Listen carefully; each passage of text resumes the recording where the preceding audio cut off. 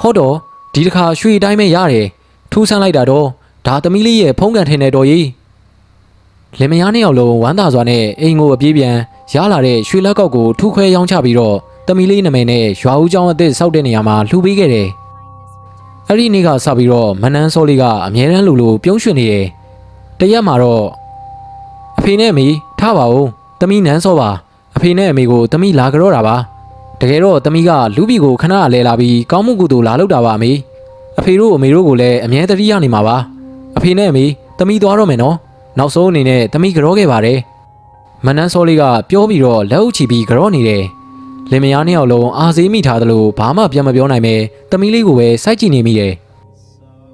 အဖေနဲ့အမေသမီးသွားတော့မယ်နော်သမီးကိုတွေ့ချင်ရင်လာပြေးလာွယ်တိုင်းဇေဒီလေးမှာစီမီအမွှေးနဲ့သာပူဇော်ပြီးတော့ခေါ်ပါနော်သမီးလာခဲ့ပါမယ်သမီးယောက်ျားဘာဖြစ်တာလဲအိမ်မဆိုးတွေမတ်နေတာလားငါသမီးလေးကိုမြန်သွားကြည့်မြန်သွားမနန်းစောလေးကိုကြည့်လိုက်တော့ရင်ဘတ်ပေါ်မှာလက်တင်ပြီးအိပ်ပျော်နေလိုမျိုးကွယ်လွန်နေတာကိုတွေးလိုက်ရတယ်မနန်းစောအာသူဝချတော့တရွာလုံးကိုအမွှေးနဲ့သာနဲ့နေထုံလွှမ်းနေတာထူးထူးဆန်းဆန်းကြုံခဲ့ရတယ်ပျောက်တော်သူရှာရင်တွေ့တေတော်သူကြာရင်မေးဆိုပေမဲ့ကွယ်လွန်လေသူသမီးလေးကိုတော့မိဘနှစ်ပါးအနေနဲ့မေးမရနိုင်ခဲ့ဘူးလာပြေးလာွယ်တိုင်းဇီဒီလေးမှာသမီးလေးနဲ့တွေ့ဆုံဖို့ဆူတောင်းခဲ့ပေမဲ့သမီးလေးကိုအခုထိမတွေ့ခဲ့ရဘူးဒါပေမဲ့တညမှာတော့